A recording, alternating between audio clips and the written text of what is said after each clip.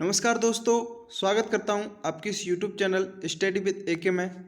दोस्तों, रीट शिक्षक भर्ती 2021 को देखते हुए मैं आपके सामने शिक्षा मनोविज्ञान में जो मॉडल पेपर है मैं आपके सामने लेकर के आया हूं। दोस्तों, ये मॉडल पेपर बहुत ही महत्वपूर्ण है और बहुत ही शानदार प्रश्न इसके अंतर्गत लिए गए हैं। दोस्तों, ये मॉडल पेपर मैंने अपनी मनोविज्ञान साइकोलॉजी की जो पुस्तक आती है, अपनी मनोविज्ञान, जिनके राइटर्स धीर सिंह जी दावाई सर, उनकी बुक में ये मॉडल पेपर है वो मैं आपके सामने लेकर के आया हूँ। बहुत ही शानदार मॉडल पेपर है साथियों। इसको आप इस मॉडल पेपर को आप अपनी पूरी ईमानदारी के साथ करिएगा और आप अपना स्कोर चेक कर सकते हैं। आप अपनी तैयारी के स्तर को परख सकते हैं कि आपकी तैयारी किस लेवल पर है। बहुत ही उम्दा प्रश्न है। परीक्षा की तैयारी, परीक्षा के पैटर्न पर आधारित ये प्रश्न है, पूर्व एग्जाम पर आधारित ये प्रश्न है, संभावित प्रश्न है। तो चलिए शुरू करते हैं बिना समय व्यतीत किए हुए इस मॉडल पेपर को। इससे पहले मैं दोस्तों आपसे कहना चाहता हूं कि इस पेपर को बिल्कुल आप अपनी ईमानदारी से हल करना और अपने जो स्कोर है वो भी आप कमेंट बॉक्स में लिख करके बताना कि आपका स्कोर है वो कितना हुआ है इस पेपर में। दोस्तों, वीडियो को लाइक ज़रूर कर देना और अपने दोस्तों को शेयर कर दो ताकि ये मॉडल पेपर बहुत ही शानदार है और अपने दोस्तों को भी फ़ायदा हो सके। तो चलिए शुरू करते हैं। मॉडल पेपर फर्स्ट प्रश्न आता है आपके पास। पहला प्रश्न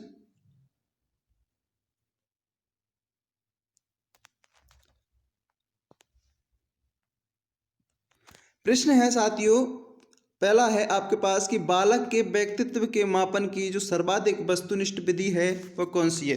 दोस्तों, बताइए इस प्रश्न का आंसर क्या होगा कि एक बालक होता है और एक बालक के जो व्यक्तित्व मापन की जो सर्वाधिक वस्तुनिष्ठ प्रणाली होती है वो कौन सी होती है। आपको पता है कि व्यक्तित्व में जो मापन प्रणाली होती है उसमें दो भागों में बांटा गया, एक के प्रक्षेपी और एक अप्रक्षेपी। तो ये एक अप्रक्षेपी विधि है, मापन प्रणाली है, जिसमें आपका जो राइट आंसर होगा वह होगा समाजमिति विधि।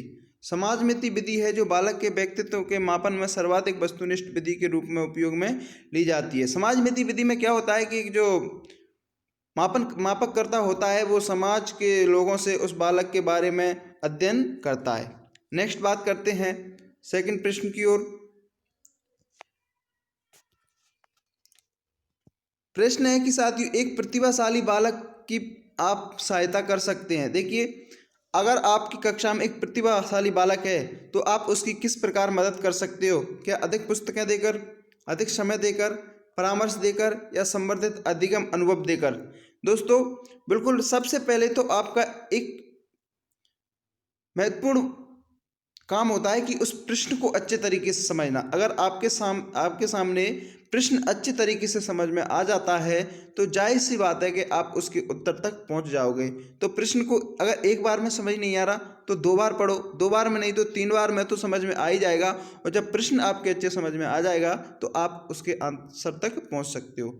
तो इसका राइट आंसर होगा ऑप्शन नंबर 4, संवर्धित अधिगम अनुभव है, उनको देकर के हम प्रतिभाशाली बालक की सहायता कर सकते हैं। साथियों, मैं आपसे एक रिक्वेस्ट करना चाहूँगा दोस्तों, वीडियो पसंद आए तो लाइक ज़रूर कर देना, क्योंकि आपके लाइक से हमें मोटिवेशन मिलता है और हम ऐसे ही अच्छे से अच्छे मॉडल पेपर आपके सामने लेकर के आएँ। और अपने दोस्तों को भी शेयर करना ताकि उनको भी इस मॉडल पेपर का लाभ मिल सके। और चैनल पर नए हो तो दोस्तों चैनल को सब्सक्राइब भी कर ले। मैं रोज़ाना आपके लिए मॉडल पेपर लेकर के आता हूँ, तो चैनल को सब्सक्राइब करके बेल आइकन को भी दबा लें ताकि आने वाली जो वीडियो आएगी उसका नोटिफिकेशन है वो आपके पास आ सके। चलिए नेक्स्ट प्रश्न की ओर बढ़ते हैं। प्रश्न है, ये शानदार प्रश्न विकास के बारे में आता है। विकास का प्रश्न हर एक एग्जाम में 1 से 2 क्वेश्चन मिल जाते हैं।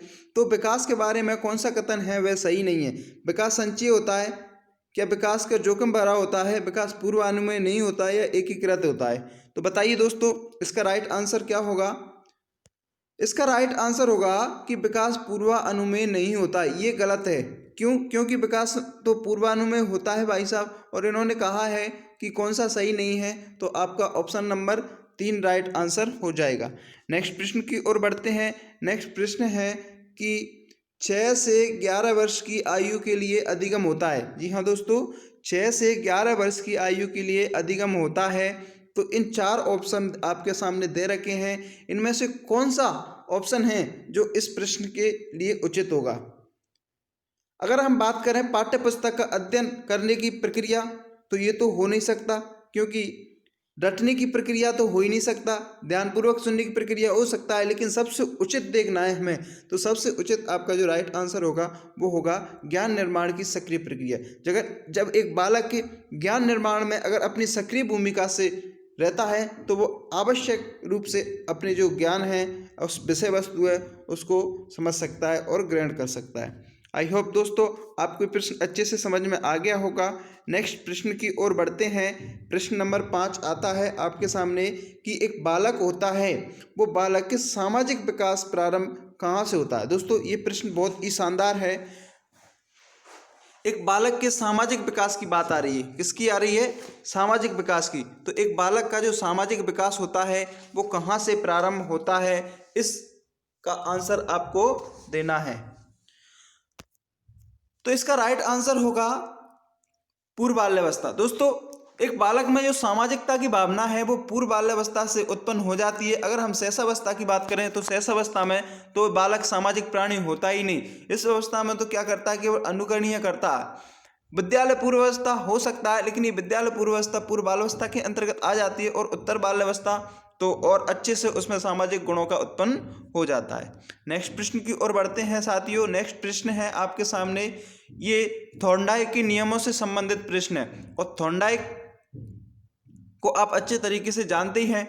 जब एक अध्यापक छात्र को सफलता का एहसास कराता है, जब एक अध्यापक कोई छात्र होता है और उस छात्र को अगर सफलता का अभ्यास कराता है, एहसास कराता है, तो वह किसका उपयोग कर रहा होता है? क्या तत्परता के नियम का उपयोग कर रहा है, क्या अभ्यास के नियम का उपयोग कर रहा है, क्या प्रभाव के नियम का उपयोग कर रहा है, या अभिवृत्ति के नियम का उपयोग कर रहा है? तो आपका जो राइट आंसर होगा यहाँ होगा प्रभाव के नियम का उपयोग कर रहा है। कैसे? अरे भाई, जब एक अध्यापक होता है, अगर किसी छात्र को सफलता का एहसास करा रहा है, तो वो उस सफलता से प्रभावित होगा कि नहीं होगा? बिल्कुल जायज़ सी बात है कि वो प्रभावित होगा। और प्रभाव का नियम थॉर्नडाइक ने दिया था। थॉर्नडाइक ने अपने सिद्धांत में 8 नियम दिए थे, इसमें से 3 मुख्य नियम और 5 गौण नियम दिए थे। नेक्स्ट प्रश्न की ओर बढ़ते हैं। प्रश्न नंबर आता है आपका 7 कि कक्षा कक्ष में शिक्षण होना चाहिए। जी हाँ दोस्तों, कि कक्षा कक्ष में शिक्षण एक तरफा नहीं हो सकता, तीव्र भी नहीं हो सकता, क्योंकि ये तीव्र है तो प्रतिभाशाली बालकों के लिए ये उचित हो सकता है, लेकिन मंदबुद्धि बालकों के लिए तीव्र उचित नहीं हो सकता। सरल हो सकता है, लेकिन जो सबसे महत्वपूर्ण होगा वो होगा संवादमूलक। एक कक्षा कक्ष में जो शिक्षण होता है वो संवादमूलक होना चाहिए। ऑप्शन नंबर 3 आपका राइट आंसर हो जाएगा। दोस्तों बिल्कुल पूरी ईमानदारी से आप इस पेपर को अटेंड कीजिएगा, और बिना स्किप किए पूरा प्रश्न को हल करना, और आप अपने स्तर को चेक करना, और कितने प्रश्न आपके सही हुए हैं उन प्रश्नों को भी कमेंट बॉक्स में लिख के जाना, और वीडियो कैसी लगी वो भी आपको बताना है साथियों। और नेक्स्ट प्रश्न की ओर बढ़ते हैं। नेक्स्ट प्रश्न है आपके सामने कि किसकी पुस्तक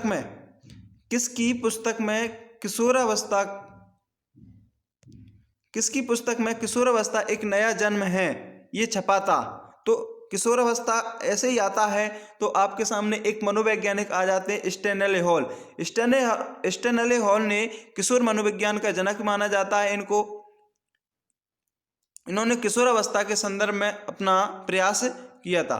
नेक्स्ट प्रश्न की ओर बढ़ते हैं। नेक्स्ट प्रश्न है दोस्तों, 2 बालकों में अगर समान मानसिक योग्यता नहीं है, अगर 2 बालक हैं और 2 बालकों में अगर समान मानसिक योग्यता नहीं है, तो ये कथन किसका है साथियों? ये कथन है हरलॉक महोदया ने। और हरलॉक महोदया ने विकास के संदर्भ में अपना योगदान दिया था, और इन्होंने ही सर्वप्रथम कहा था कि विकास प्रसव पूर्व अवस्था से अर्थात गर्भावस्था से होता है, न कि जन्म के बाद से। तो ये आपको याद रखना है। नेक्स्ट प्रश्न की ओर बढ़ते हैं। प्रश्न आता है आपका 10वां कि व्यक्तिगत भिन्नता के कारक हो सकते हैं। दोस्तों व्यक्तिगत भिन्नता के क्या क्या कारक हो सकते हैं? क्या सामाजिक व कायिक हो सकता है, वंशागत या वातावरण हो सकता है। नेक्स्ट और ऑप्शनों की ओर बढ़ते हैं, क्योंकि हमें ऑप्शन पूरे पढ़ने हैं तब ही हम आंसर देंगे। साथियों, कभी कभी क्या होता है कि हम पूरे ऑप्शनों को नहीं पढ़ पाते और हम एक दो ऑप्शन को पढ़ते हैं और राइट आंसर लगा देते हैं और वो हमारा प्रश्न क्या हो जाता है, गलत हो जाता है। तो दोस्तों, ये आपको अच्छे से ध्यान रखना है कि ऑप्शनों को पूरा अच्छी तरीके से पढ़ना है। क्या संवेगात्मक और वंशानुगत। तो साथियों, इसमें जो आपका राइट आंसर होगा वो होगा वंशानुक्रम एवं वातावरण। तो ऑप्शन नंबर 2 आपका राइट आंसर हो जाएगा। नेक्स्ट प्रश्न की ओर बढ़ते हैं साथियों। वीडियो पसंद आए तो लाइक जरूर कर देना दोस्तों, और चैनल पर नए हो तो चैनल को सब्सक्राइब जरूर कर लें। मैं रोजाना आपके लिए मॉडल टेस्ट पेपर लेकर के आऊँगा और आज जो हमारा मॉडल पेपर है वो फर्स्ट है। कल दूसरा मॉडल पेपर आपके सामने आ जाएगा। ठीक सुबह 11 बजे आपके सामने मैं ये मॉडल पेपर प्रस्तुत कर देता हूँ साथियों। तो आप इसमें बिल्कुल अपनी सक्रियता के साथ भाग लेना और अपने स्कोर को चेक करना। चलिए नेक्स्ट प्रश्न की ओर बढ़ते हैं। प्रश्न आता है कि कौन सा प्राकृतिक अभिप्रेरणा का उदाहरण नहीं है। अभिप्रेरणा टॉपिक आपके सिलेबस में बिल्कुल है, तो इसमें से ये प्रश्न आ गया है कि कौन सा है जो प्राकृतिक अभिप्रेरणा का उदाहरण नहीं है। तो प्यास बिल्कुल, ये तो बिल्कुल है। भूख, सुरक्षा, ये सभी आंतरिक जन्मजात शक्तियाँ होती हैं, जबकि ये प्रतिष्ठा है ये प्राकृतिक की अभिप्रेरणा का उदाहरण नहीं है, जबकि ये एक कृत्रिम अभिप्रेरणा का उदाहरण माना जाता है। तो ऑप्शन नंबर 4 आपका राइट आंसर हो जाएगा। नेक्स्ट प्रश्न की ओर बढ़ते हैं। प्रश्न है दोस्तों कि शिक्षा के क्षेत्र में सबसे महत्वपूर्ण होता है। ये तो आपको अच्छे तरीके से याद होगा कि शिक्षा के क्षेत्र में जो सबसे महत्वपूर्ण होता है वो कौन होता है, शिक्षक होता है। सॉरी दोस्तों, छात्र होता है। तो आपका राइट आंसर ऑप्शन नंबर 2 हो जाएगा। नेक्स्ट प्रश्न की ओर बढ़ते हैं। नेक्स्ट प्रश्न है कि बुद्धि परीक्षण की जो कार्यकारी श्रृंखला बनाने में जो पहले व्यक्ति थे वो कौन थे। अरे दोस्तों, बुद्धि परीक्षण सर्वप्रथम किसने किया? साइमन बिने ने। कब किया? सन 1905 में किया। तो ये तो बिल्कुल ही सरल प्रश्न है। किसने किया था? साइमन बिने ने। कब किया? 1905 में। तो ऑप्शन नंबर 2 आपका राइट आंसर हो जाएगा। नेक्स्ट प्रश्न जीन पियाजे से आ जाता है। जीन पियाजे बहुत ही शानदार सिद्धांत इन्होंने दिया था। विकासात्मक मनोविज्ञान के जनक इनको माना जाता है और इनके सिद्धांत से 1 या 2 प्रश्न तो आपके लिए जरूर मिल ही जाएंगे। पियाजे के अनुसार किशोरावस्था में सामाजिक विकास की कौन सी अवस्था प्रारंभ होती है? दोस्तों, इन्होंने कहा है कि जो किशोरावस्था में सामाजिक विकास की जो अवस्था है वो कौन सी है। तो इन्होंने अपने विकास की 4 अवस्थाएं बताई थी। संवेदीगामक अवस्था, पूर्व सक्रियात्मक अवस्था, मूर्त सक्रियात्मक अवस्था और औपचारिक सक्रियात्मक अवस्था। इसमें संवेदीगामक अवस्था 0 से 2 वर्ष, इसका काल है जो 2 से 7 वर्ष है, इसका काल 7 से 11 वर्ष है, और जो इसका आता है चौथी अवस्था का जो होता है 11 से 15 या 11 से 17 भी मान लिया जाता है। तो ये तो आपकी आ जाती है शैशवावस्था से, ये बाल्यावस्था से आ जाती है और ये किशोरावस्था से आ जाती है। तो औपचारिक कार्यात्मक अवस्था है वो किशोरावस्था से रिलेट करती है। तो ऑप्शन नंबर 3 आपका राइट आंसर हो जाएगा साथियों। नेक्स्ट प्रश्न की ओर बढ़ते हैं। प्रश्न है सॉरी प्रश्न है कि सुमेलित नहीं है। क्या है? सुमेलित नहीं है। दोस्तों, ये नहीं पर अच्छे से आपको गौर करना है, क्योंकि हम नहीं को नहीं पढ़ पाते और हम अक्सर प्रश्न को गलत कर देते हैं। तो आपको इसमें से सुमेलित नहीं चाटना है। 3 ऑप्शन ऐसे हैं जिनका जो रिलेट है वो सही बताया गया है और एक ऐसा है जो गलत है। तो देखिए, प्राकृतिक बुद्धि गार्डनर ने दी है, बिल्कुल सही है। तरल ठोस बुद्धि आरवी कैटल ने दिया है, ये भी सही है। धारणात्मक बुद्धि आल्पोर्ट ने दिया है, ये गलत है साथियों। यहाँ पर इसका राइट आंसर कौन सा हो जाएगा? 3। और त्रियामी बुद्धि गिलपोर्ट ने दिया है, ये आपको पता है। तो आपका राइट आंसर ऑप्शन नंबर 3 हो जाएगा। नेक्स्ट प्रश्न की ओर बढ़ते हैं दोस्तों। नेक्स्ट प्रश्न है कि सुमेलित नहीं है। सुमेलित नहीं है तो personality and culture pattern plant, ये सही है। कंडीशन ऑफ लर्निंग कुर्टलेवन, ये गलत है साथियों। कंडीशन ऑफ लर्निंग इसकी कुर्टलेवन की नहीं है। कुर्टलेवन ने तो क्षेत्रवादी सिद्धांत दिया था। Condition of learning Robert M Gagne ने दिया था। तो आपका राइट आंसर ऑप्शन नंबर 2 हो जाएगा। Purpose of behaviour of animal and man Edward tall man ने दिया था। व्यवहार सिद्धांत सीएल हल से संबंधित माना जाता है। नेक्स्ट प्रश्न की ओर बढ़ते हैं। प्रश्न नंबर 17 आता है कि सही है, इनमें से कौन सा है जो सही है? संज्ञानात्मक मानचित्र टॉलमैन ने दिया था, बिल्कुल सही है। संयोजनवादी थॉर्नडाइक ने दिया, बिल्कुल सही है। आत्मसिद्धि अब्राहम मैस्लो ने दिया था अपनी आवश्यकता या मांग का सिद्धांत, जिसमें उन्होंने 5 मांग बताई थी। और चौथा आता है कि उपरोक्त सभी, तो ये तीनों ही सही हैं, तो उपरोक्त सभी आपका राइट आंसर हो जाएगा। नेक्स्ट प्रश्न की ओर बढ़ते हैं साथियों। प्रश्न है कि सुमेलित नहीं है, सुमेलित नहीं है, अंगूर कट्टे हैं, युक्तिकरण बिल्कुल सही है, युक्तिकरण को दर्शाता है। बगुला भगत प्रक्षेपण ये नहीं है साथियों। प्रक्षेपण का क्या होता है कि अपनी कमजोरियों को दूसरे पर दोषारोपण करना, लेकिन यहाँ पर कोई दोषारोपण का कोई भाव नहीं आ रहा, तो ऑप्शन नंबर 2 आपका राइट आंसर हो जाएगा। दिवा स्वप्न हवाई किले बनाना ये सही है। बीमारी से पलायन करना जो रूपांतरण ये सही है, तो ऑप्शन नंबर 2 आपका राइट आंसर हो जाएगा।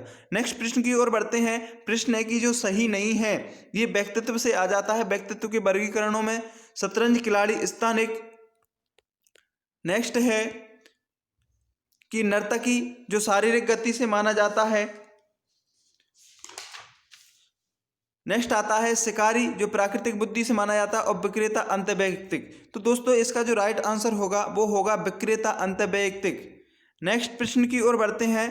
प्रश्न आता है कि व्यक्तित्व क्रियात्मक परीक्षण नहीं है। दोस्तों व्यक्तित्व का जो क्रियात्मक परीक्षण है वह नहीं है।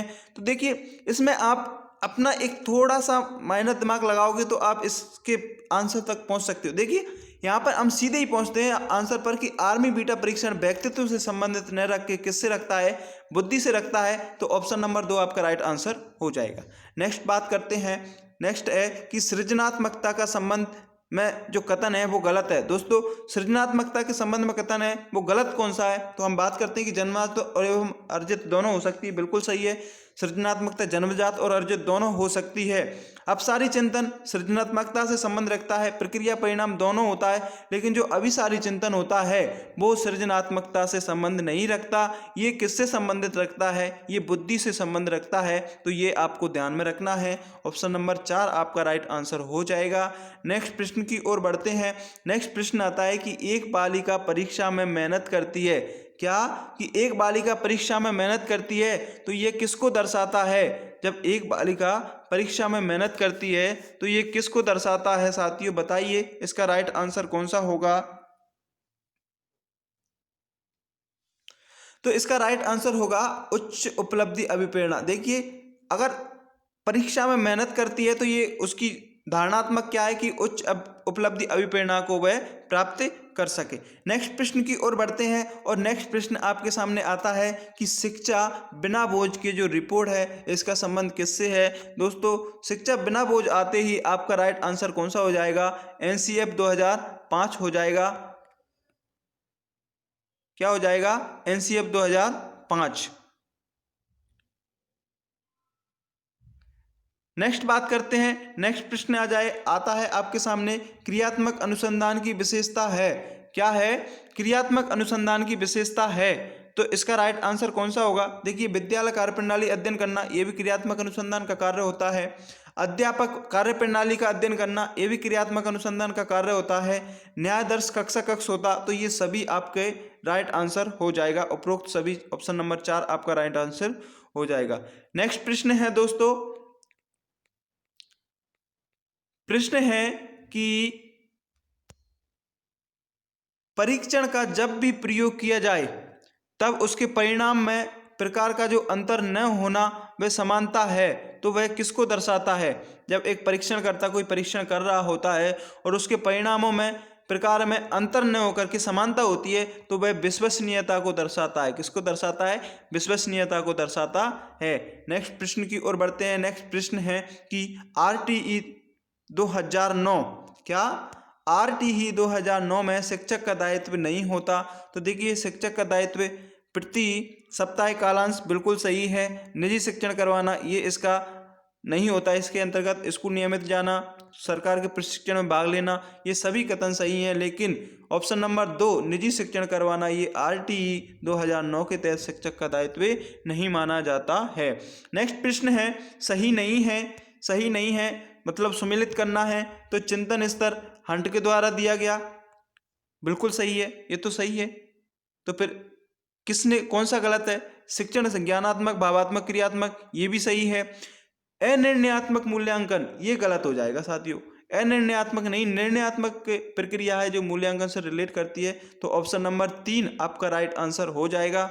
नेक्स्ट प्रश्न की ओर बढ़ते हैं। नेक्स्ट प्रश्न आता है कि CCE की विशेषता नहीं है। CCE कंटिन्यूस कॉम्प्रिहेंसिव एवेल्यूशन यानी कि सतत व्यापक मूल्यांकन की जो विशेषता है वह नहीं है। तो योगात्मक मूल्यांकन इसकी विशेषता होती है, रचनात्मक मूल्यांकन होता है, पोर्टफोलियो फाइल भी होता है, लेकिन पाठ्य पुस्तक विधि इसके अंतर्गत नहीं आता। तो ऑप्शन नंबर 4 आपका राइट आंसर हो जाएगा। नेक्स्ट प्रश्न है सेकेंड लास्ट आज के मॉडल पेपर का। प्रश्न है कि सुमेलित नहीं है, और सुमेलित कौन सा नहीं है। ईगो मनोवैज्ञानिक वातावरण से उत्पन्न होता है, क्या ये नहीं है। अचेतन अभिप्रेरणा फ्राइड, ये सही है। कि प्रोपियम गुण आलपोर्ट, ये नहीं है। या फिर स्व प्रत्यय सिद्धांत कैटल ने दिया, तो ये नहीं है। तो दोस्तों इसका जो राइट आंसर होगा ऑप्शन नंबर 4 होगा कि स्व प्रत्यय सिद्धांत है वो कैटल के द्वारा दिया गया है, यहाँ पर ये सुमेलित नहीं है। नेक्स्ट प्रश्न की ओर बढ़ते हैं, और आज का आपका अंतिम प्रश्न है दोस्तों, असंबंधित छांटना है। और असंबंधित में क्या नैतिक तर्कना जीन पियाजे द्वारा दी गई, क्या नैतिक के विकास की 6 अवस्था कोलबर्ग ने दी गई, क्या राष्ट्रीय पाठ्यचर्या प्रोफेसर यशपाल और तलरूप सिद्धांत कुर्टलेबन। तो दोस्तों ये आपको अच्छी तरीके से पता है कि तलरूप सिद्धांत कुर्टलेबन द्वारा दिया गया था। राष्ट्रीय पाठ्यचर्या की रूपरेखा में प्रोफेसर यशपाल का उचित योगदान था। नैतिक विकास की 6 अवस्थाएं इन्होंने कोहलबर्ग ने दी थी। लेकिन नैतिक तैरना है ये जीन पियाजे से संबंधित न होकर किससे है, कोहलबर्ग से है। तो आपका राइट आंसर ऑप्शन नंबर 1 हो जाएगा। दोस्तों कौन सा राइट आंसर होगा, ऑप्शन नंबर 1। दोस्तों वीडियो कैसी लगी साथियों, वीडियो पसंद आई हो तो दोस्तों एक लाइक तो ज़रूर कर देना, और अपने दोस्तों को शेयर करना ताकि वो भी इस मॉडल पेपर का लाभ ले सकें।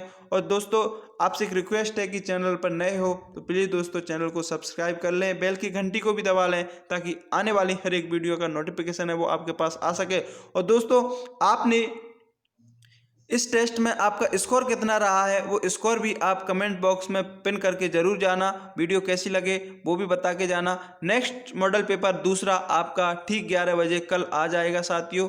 तो चलिए मिलते हैं नेक्स्ट मॉडल पेपर में, तब तक के लिए जय हिंद, जय Bharat, take care, bye bye.